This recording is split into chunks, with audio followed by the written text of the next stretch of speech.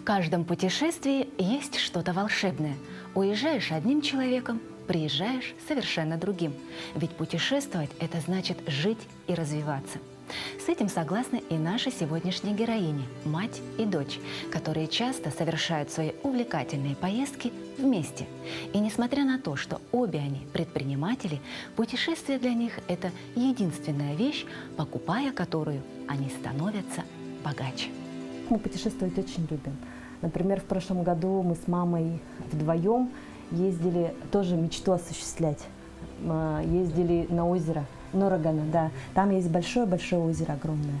И вот у нас мечта была, что мы возьмем лодку резиновую, сядем в нее и будем переночуем там. И вот в прошлом году мы решили, что да, давай сделаем. И плывем, и как раз солнце начинает садиться, и мы вдруг попадаем в сказку. Огромное-огромное солнце садится прямо в озеро.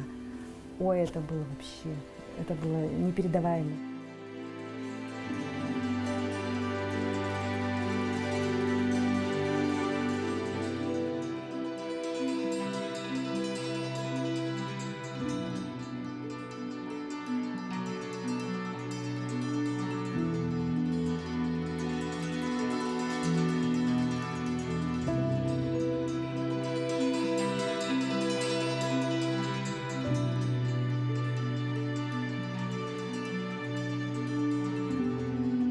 Я Были вот удочкой эти... карасей ловила, Да, Женя рисовала. я рисовала, да, я рисую маслом, рисовала. увлекаюсь просто для себя. Я узнала, что художество, рисование – это такой метод рефлексии, медитации, да. И я думала, что я не умею рисовать. После той поездки я нарисовала 20 картин. Я ездила по всей вот здесь, ну, ближайших окрестностях. Вот это вот подсолнухи, которые около деревни Ой, да. Вот это Ленские столбы, это вот вид сверху тоже со стороны Покровска. И вот какой вклад мама моя сделала, да? Она каждой картине сделала рамку и повесила у себя вот в доме. И вот для меня это оказалось очень ценным, потому что я бы эти картины просто сложила бы в стопочку и куда-нибудь под стол спрятала и даже не вытаскивала. Да? И вот я очень благодарна маме, что она ценит то, что я делаю. Она обращает на это внимание, поддерживает опять же, да, и вот, ну, очень приятно на самом деле. Творчество приходит тогда, когда человек расслаблен, счастлив и наслаждается настоящим моментом. А если рядом находятся любящие и поддерживающие тебя люди, то творчество будет безграничным и неиссякаемым. О красивых, талантливых и неординарных личностях мы и поговорим в нашем сегодняшнем выпуске. Каждая из них по-своему уникальна. Им есть что рассказать, чем поделиться, а может даже на что-то и вдохновить. Меня зовут Евгения, да? Я предприниматель много-много лет. Это моя мама, она тоже предприниматель, и вот благодаря ей как раз я и стала предпринимателем. Вот. Мою маму зовут Любовь Афанасьевна, и Алина, моя дочь, самая любимая, да, и много вот с ней занимаемся, много уделяю ей внимания, путешествуем вместе с мамой, с дочкой и проводим вообще много времени вместе. Вот домик, видите, я ее построила, когда она маленькая была. Она сначала вроде играла там, а потом решила ресторан свой открыть, кафешку. 8 лет. Тут у нас рядом живут мои племянницы, и они все приходят в обед кушать. Алина у нас готовит. Ей было сколько? 8 лет. 8 лет. 8 Она лет. раскрыла этот ресторан, года 2-3 готовила и приглашала, ну, за деньги. Зарабатывала да. денежки. Да, зарабатывала. Ну, бабушка и мама там всякое приносили, чтобы, ну, спонсорами были. Продукты покупали. А остальное готовила она сама. Она очень любила готовить лимонад. Все любили лимонад. Ну и настоящую еду. Все по-настоящему. Ну, обедали. Да. Там стол есть, вот на столе там она разложит и через окошечко подает. И сейчас на данный момент она увлекается корейской кухней.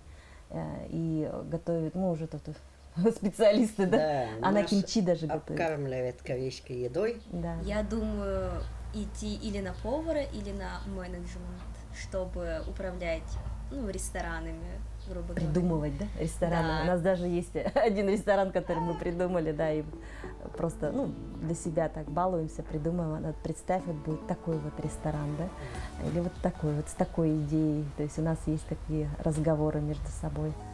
Человек должен мечтать, чтобы видеть смысл жизни. Ну а всякая жизнь творит собственную судьбу. Так было и в жизни наших героев, чей путь не всегда был легким. Однако им есть что вспомнить, особенно то, что дорого сердцу. Я сама геолог, и Женю вчера дела, но жили мы в Хандыге. И у нас очень много друзей, геологов, и все мы с семьями дружили, до сих пор все дружим. Дети у нас все одинаковые, все выросли вместе, и мы постоянно то в лес, то это. У нас очень насыщенная жизнь была геологической. Мы кто в поле, кто с поля. Я увидела настоящую геологическую жизнь, да, это вообще... Там У меня до сих пор эти все воспоминания есть. Месяца 2 там жили, 3 жили. Да, сначала в палатке, да. они живут там в палатке, у них там выдают еду по каким-то дням, да, эти консервы. И мама пыталась мне приготовить что-нибудь вкусненькое, потому что, ребенок же, Ты да. помнишь, малину собирали? Да, мы ходили Дикую в лес, малину. да, рядом были дикие медведи. Рядом медведи ходят. Да. Собака у нас была, еще в августе у нас снег был. Помнишь, мы снеговика сделали? Снеговика, да. В августе, где-то 7-8 августа снег пошел.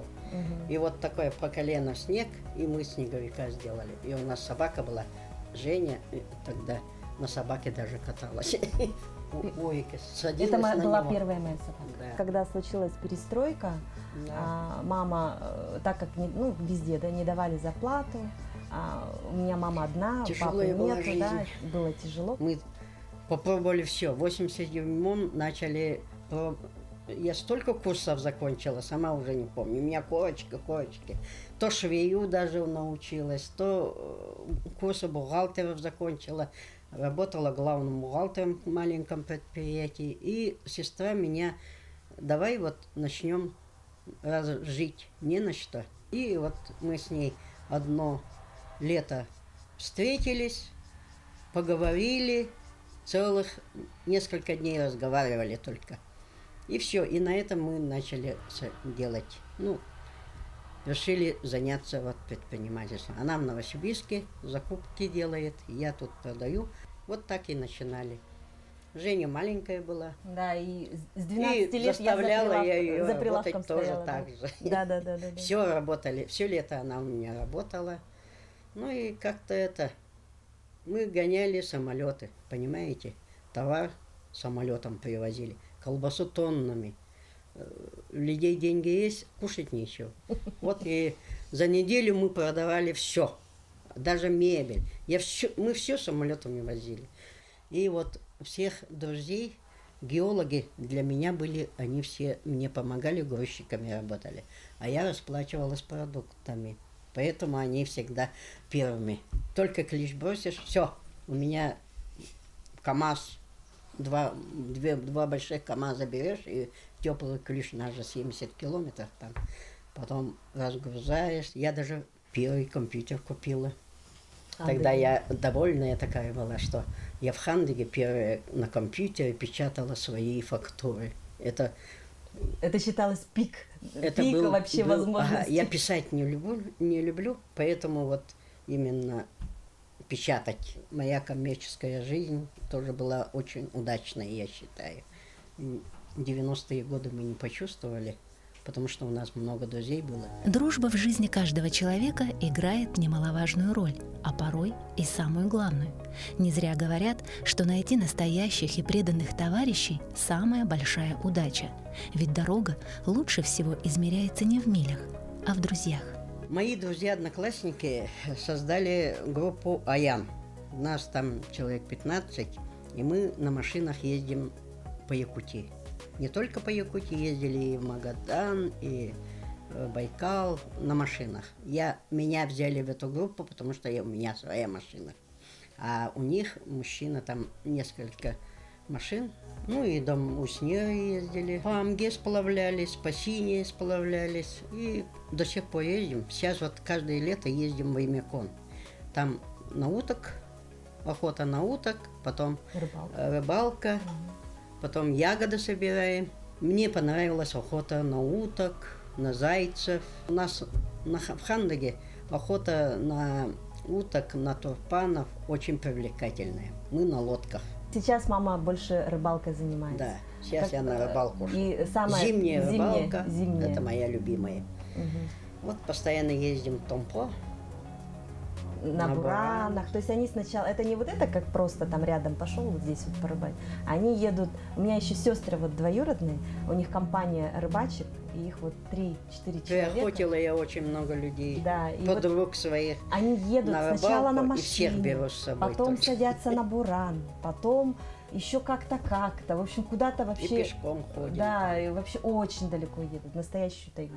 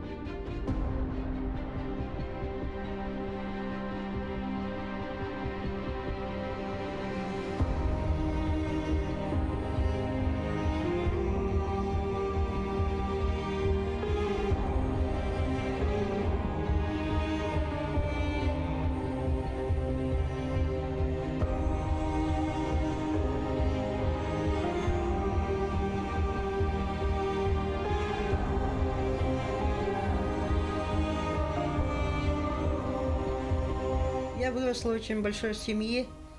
Нас было 8 человек, братьев, сестер, 4 брата, 4 сестры, да, семья. Отец, я вот его помню, он всю жизнь работал в колхозе, совхозе, ну, типа маленький руководитель, начальник, коммунист, настоящий партиец. И мы с детства, вот, я как помню себя, я за мамой все время, то по ягоды обязательно она меня с собой. Там землянику, бруснику, черную смородину. А летом у нас сенокос еще. Чтобы содержать свою корову, надо было сено косить. И наша семья постоянно косила для колхоза сено. А отец, у него всегда был мотоцикл. И он всегда возил. А старшие братья выросли. Я вроде старше, у меня еще младше двое. И вот я постоянно как с отцом. То на охоту, то на рыбалку он ездит. Он меня как... Он ветеран войны, инвалид войны. У него левая сторона плохо держит. Поэтому в мотоцикле, когда что-нибудь случается, падаешь, я должна плечо подставлять. Поэтому он меня всегда с собой возил. Вот интересно, да. И с мамой ездили. Потом у него коляска появилась, но и то, я помню, один раз перевернулись. Мама кричит: Люба, держи этот мотоцикл, поднимай. Папа уже под мотоциклом. Ну, он же не может выпрыгнуть. Нога там застряла. И я вот помню, так как я его... Этот мотоцикл тащила. Мама пока встанет, она же в коляске, она упала и ногами держит коляску. А я должна еще плечом поднять этот мотоцикл, чтобы папа выполз оттуда.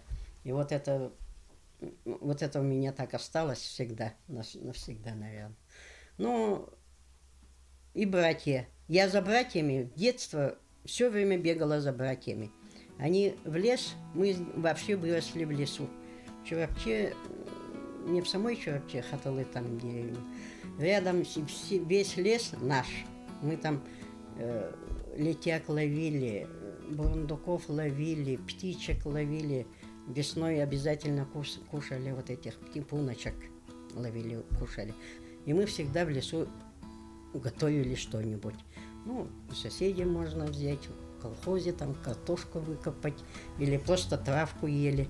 Я всегда любила по лесу ходить, везде что-то. У нас и ружье было в детстве, папа всегда позволял стрелять. Жене это не передалось. Я ее воспитывала, хотела, чтобы я как женщина, ну, краситься, то все, не очень люблю. Поэтому я всегда Жене говорила: Женя, учись, там соседка все умеет, вот ходи, смотри. А у меня принципиально, я считаю, потому что у меня муж тоже охотится, рыбачит, и вот они иногда ездят вместе. Я говорю: а кто дома-то останется? Зять у меня нормальный, мы с Алешей очень хорошо на охоту ходим, на рыбалку ходим с ним. Они похожи, кстати. Мы похожи. Они похожи характерами, наверное. Но они больше любят ездить куда-нибудь. Путешествовать. Да. В январе мы ездили в Абхазию, тоже путешествие. Сколько у нас? Месяц мы были, да? То есть мы в Сочи, Абхазия, это период, когда недорогие цены, когда можно в хоть какое место попасть, да? И мы поехали вчетвером с маминой подругой, тоже прям как путешествие. И мы в 7 гостиницах останавливались, да, за это время? Что-то там 6, много. по-моему. 6 или 7, да. Мы так вот в одну заезжаем, живем 2-3 дня, потом говорим, что место надоедает. Да, что-то здесь скучно, поехали дальше и едем дальше, да, это вот обязательно зимой мы вот так вот путешествуем. 3 года назад мы 8 подруг, одноклассников, взяла с собой, и мы в Сочи съездили в сентябре. Ой, это было хорошо. Я сняла квартиру трехкомнатную, каждому по двое в комнате жили. Всем очень понравилось. Ходили купаться, сентябрь, купаться. 10 дней покупались и поехали в Санкт-Петербург. Там у одной дочка живет. Она тоже квартиру нам сняла. И мы по Петербургу еще 3 дня там были, потом приехали обратно. У Любови Афанасьевны за всю жизнь накопилось много историй из путешествий. Рассказывать о них она может долго-долго. Также необыкновенных историй у нее много и из детства. Особо яркими она поделилась и с нами. Мама у нас работала в детском саду нянькой, поваром. И всегда тоже брала меня с собой как охранника. Ну, на ночь вот няньку. Поддержка. Я помню, когда я еще в 1 классе училась, а брат только родился, младший. Она была нянькой ночной в деревне. И ночью она с собой брала меня ночевать с собой. Ночью у нас как раз проходит дорога в Хандово, мимо этой деревни. И поэтому все время в детстве нам рассказывают: ой, Хандоге, это тюрьма там же были эти ГУЛАГ, то все. И, мол, ходят русские, тогда мы якуты, русские ходят. Ну и одну ночь мама меня будет, говорит: кто-то ходит, вокруг кто-то ходит. Пошли, глянула в окно, человек стоит в тулупе, но мы затаились, Я вот это помню, как мы видели в окошко, как он стоял.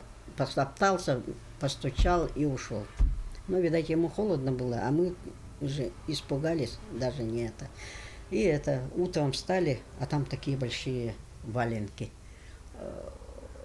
У наших-то валенков таких больших не бывает. Все носят всякое там торбаса, тогда, в то время. Валенок не бывает, поэтому вот валенки нас удивили, что у него большие. И он ушел на дорогу. Вспоминала все время, что вот пришел, помочь хотели и не помогли, да. А в этот раз мы с сестрой после каникул выходим на дорогу, едет большая машина и останавливается около нас. Мы никогда машину не останавливали, боялись же. Ага. Останавливается и спрашивает: девочки, а мы по-русски-то знаем, девочки, а где столовая? Пожалуйста, помогите, я давно не ел, хочу вот в столовую зайти. А что-то там у него с продуктами случилось. То ли потерял, то ли что-то.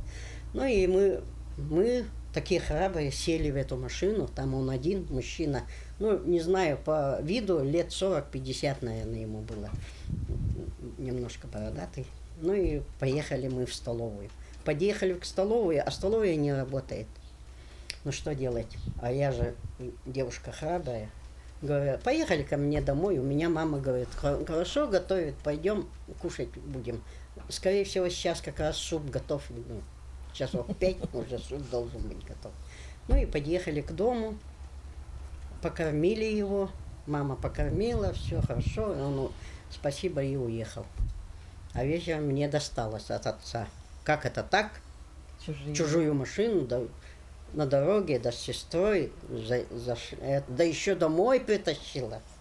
Вот так бывает, оказывается. Поэтому сейчас на дороге всегда останавливаемся. И все останавливаются. Помогает, да?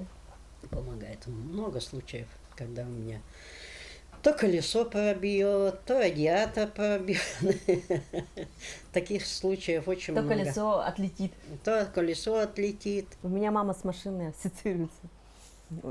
Она вот продала свою машину в этом году, да, на которой уже больше 10 лет ездила. 10 лет ездила. Сан-Патрол. Очень большая машина. Моя любовь. Вот, и она у меня очень сильно ассоциируется. Она у нее еще такая комфортная. У нее все есть в машине. Я вот знаю, если меня спросят, с кем бы ты куда-нибудь поехала на машине, я бы сказала, с мамой. Потому что доверяю только ей.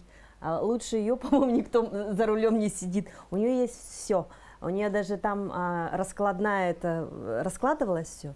И она там соорудила специальный лежак в машине, чтобы можно было бы там спать. Матрасы у нее там специальные. Все специально завязано, пришито, зашито, да, специально Чехол. сшито. Чехлы, да, да.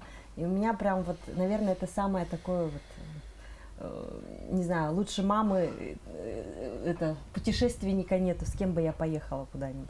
Ну и мама воспитывала так всегда, что она никогда не делала ничего за меня. Я также никогда не делаю за свою дочку ничего, да, это самое важное.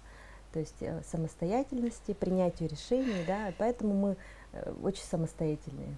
То есть мы всегда все делаем сами. Она у меня самостоятельно с 5 лет в поликлинику сама ходила.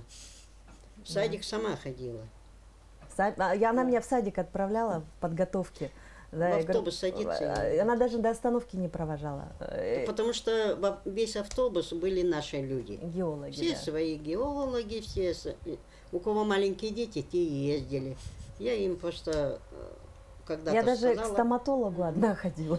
Она к врачам сама ходила. Да, 5, 6, 7 лет. Ага. За справкой сама ходила, если надо. Ну, у меня Алина такая же. Ну. Да, и поэтому я тоже так же воспитываю. И считаю, что это правильно. Был период, когда мы с ней начали немножко ругаться. Где-то в 5 классе, да, когда подростковый период. И тогда я поняла, что где-то мы друг друга не понимаем. И я начала просто интересоваться, чем она занимается. Помнишь, ты начала кей-поп-культурой увлекаться. И теперь вот на данный момент, уже где-то 2 года, да, мы с тобой иногда смотрим, специальное видео включаем, смотрим там разные выступления вместе, да. И я считаю, это с моей стороны та самая поддержка, которую и должна нести мама, да. То есть я интересуюсь ее жизнью, и поэтому у нас, в принципе, очень хорошие отношения, потому что мы как бы на одной волне, получается, да. Нам есть о чем поговорить, нам есть чем заняться, нам есть о чем помечтать, например, да, вот мы мечтаем в Корею на концерт съездить, да, то есть это вот совместное провождение какое-то, вот, и в этом и заключается моя поддержка. И любим с Алиной вот так делать. Она меня корейскому языку научила. Но мы с ней постоянно вот сранье.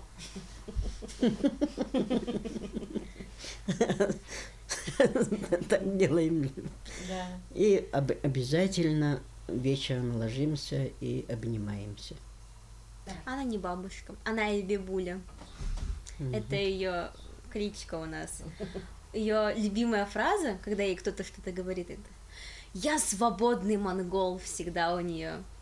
Она постоянно куда-то ездит, такая «Мне нужно поехать в Хандагу, поехали на рыбалку».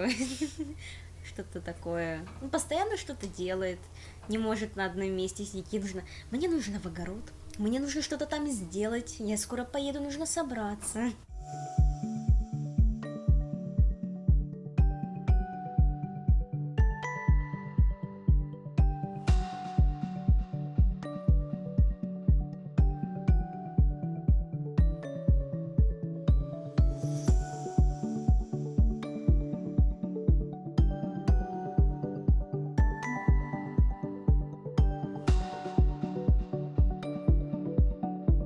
Я свободу люблю.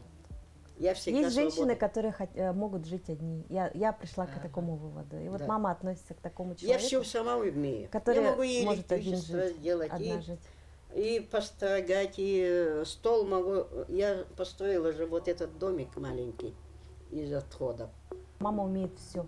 Вот все, чего розетку Вот там поковырять, внуки мои реально, все да, тоже. молоток Бабушка побить. все умеет. Да. В семье мужчина нужен очень. Сейчас вот мы в частном доме живем. Тут без мужчины очень тяжело жить. Тот сломается, это сломается, вот он все делает. Все равно мужчина есть мужчина. Семья должна быть полной, конечно, я так думаю. Но у меня не сложилось, но это... Я просто самостоятельная слишком. Я с детства самостоятельная, поэтому совсем вот маленькую себя не помню. У меня до 3 лет я воспитывалась у бабушки. Приемная бабушка у мамы. Мама была рано умерла у мамы, поэтому у нее приемные родители были. И вот я у них до 3 лет, говорят, была. Я вот не помню. Только я один раз помню, что я уже с ними не живу, а с мамой живу. Но мама всегда в работе была. Все время работала. Но она в садике вот целыми днями, наверное. Мы дома всегда вот к вечеру, когда мама с папой с работы приходили, я всегда печку топила, суп всегда варила. Это я уже более взрослая, да. Она такая добрая всегда была. Ну, она была мамой всегда. У нас самовар был большой, стол большой, семья большая. И я всегда напротив мамы за самоваром сидела. Она очень любила смеяться. А я очень сердитая была. Не любила, когда она смеялась. Она любила вот так заглянет и смеется. Вот так сделает и смеется надо мной. Именно надо мной.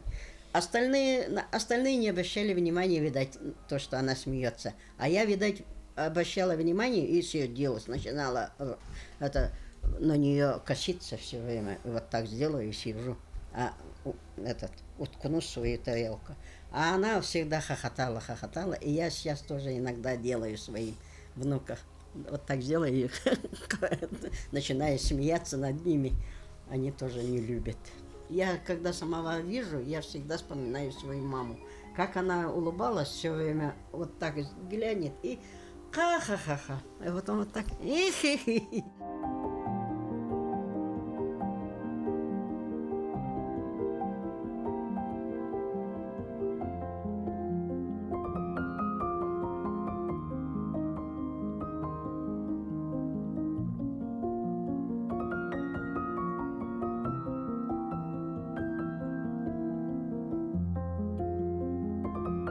Бабушки, что там было-то? То, что она очень хорошо шила.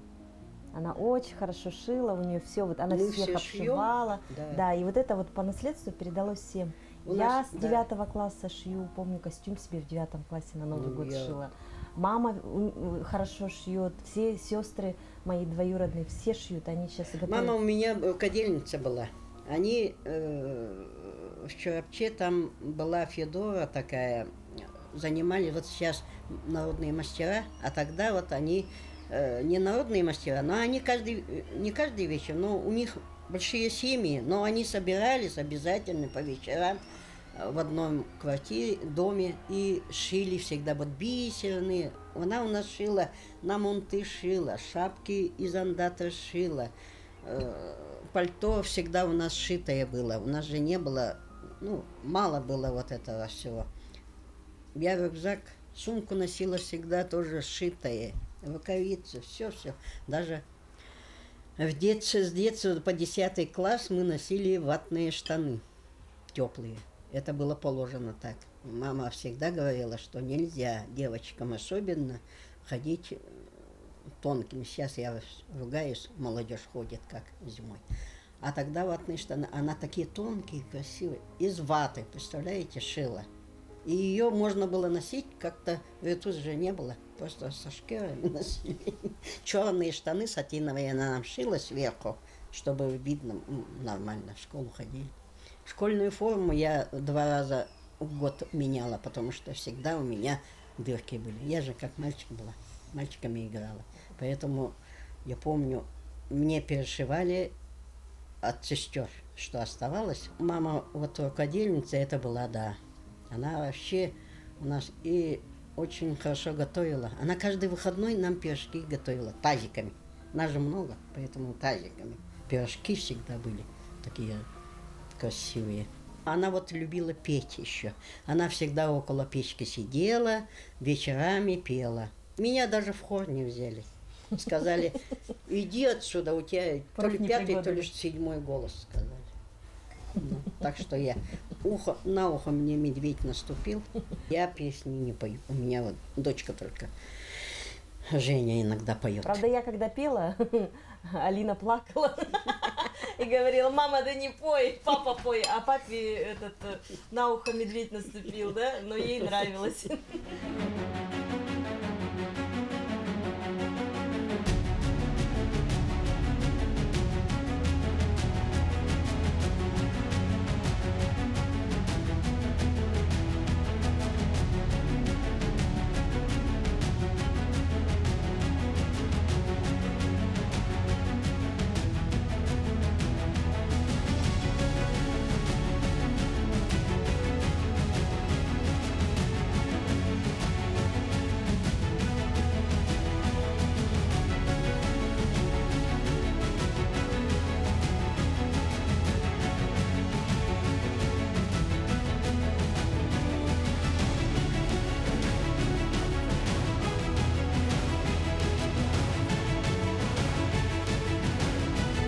Кто такая мама, да, вообще в моем понимании?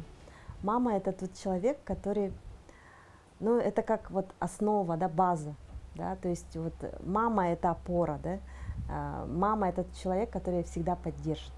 Именно мама поддерживает нас, а папы, они нас защищают, да, а мама, они нас поддерживают во всем. Что бы ребенок ни делал, мама всегда поддерживает. Это вот, мне кажется, ее основная функция, да, функция, так странно, да, вот. Ну, как бы не обязательно мама должна всему научить, не обязательно, да, но мама обязательно должна во всем поддержать, что бы ни было, плохое или хорошее. Она всегда должна быть, как бы человек всегда должен знать, что он в любой момент может вернуться к маме. Я ей все время говорила, вот что хочешь делать, ну, куда поступать. Я вообще-то думала, что она это, куда поступит, думаю. Сама пусть решает, она же у меня самостоятельная. Поэтому, когда она сказала, я торговый, кооперативный поступать поеду, я с ней поехала, мы с ней поехали. Да. Она выбрала, что маркетолог. Я даже не знала, что она на маркетолога учится, кстати. Она сказала, я экзамен сдала, и я говорю, хорошо, все, поступила.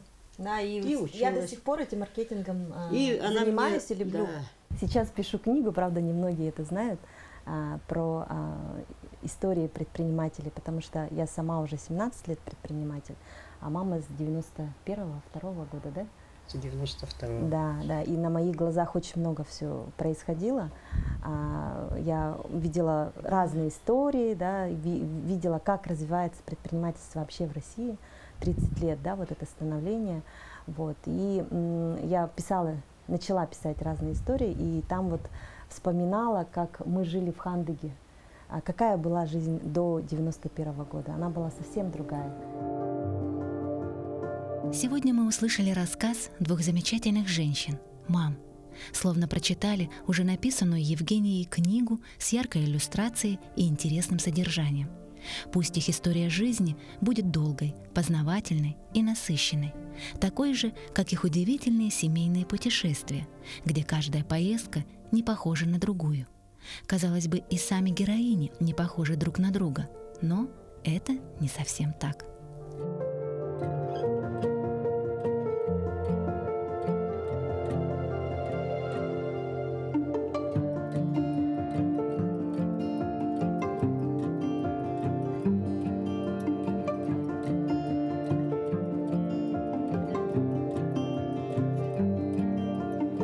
На самом деле мы очень похожи. Визуально просто, да, я более женственная, да, в этом плане, но... Мы очень похожи, мы очень похожи. Так хорошо ладим. Когда постоянно. Решение принимать, например, в чем эта похожесть, да? Быстро принимать решения, да, то есть сказал, сделал, держать свое слово. То есть вот эти все принципы, они все равно как бы ниточкой проходят, да, через нас. Мама – это человек, который, вокруг которого все вертится, да. То есть у нас, в принципе, вот здесь вот мы на даче находимся, все вертится вокруг моей мамы, да. То есть я, муж мой, дочка, да. Также у нас дома вокруг все вертится вокруг меня. Да, Алинины подруги постоянно приходят, ночуют у нас, да, то есть вот все как бы от меня идет, да, вот этот огонь какой-то, тепло, вот это все, да, поэтому мама это, ну, важный, самый важный член семьи, можно сказать, да. Вот я свою маму всегда вспоминаю очень тепло.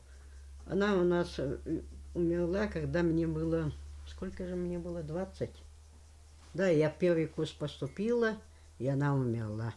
Я поступала в университет, она долго болела, но так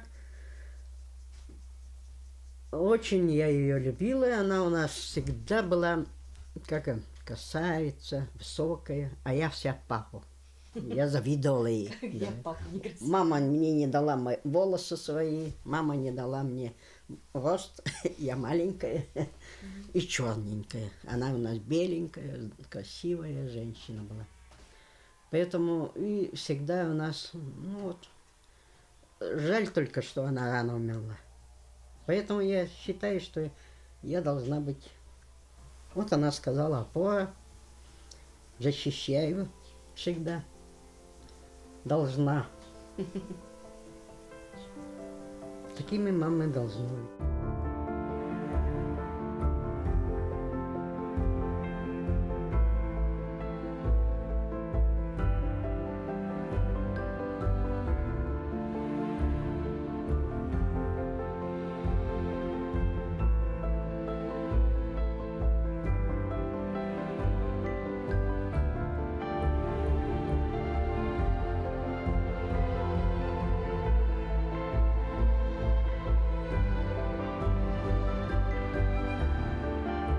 Предпринимательская жилка наших героинь не дает им сидеть на месте. Не зря говорят, если вы хотите, чтобы ваша жизнь была активной и захватывающей дух, попробуйте стать бизнесменом или бизнесвумен. Мама и дочь так и сделали. Они энергичны, предприимчивы и всегда держат руку на пульсе времени. Их сила в их союзе. Они друг для друга поддержка и опора. Кроме этого, всегда чувствуют дыхание своих предков, ведь они для них ангелы-хранители. Ну а если вы не верите в ангелов, просто посмотрите в глаза своей мамы.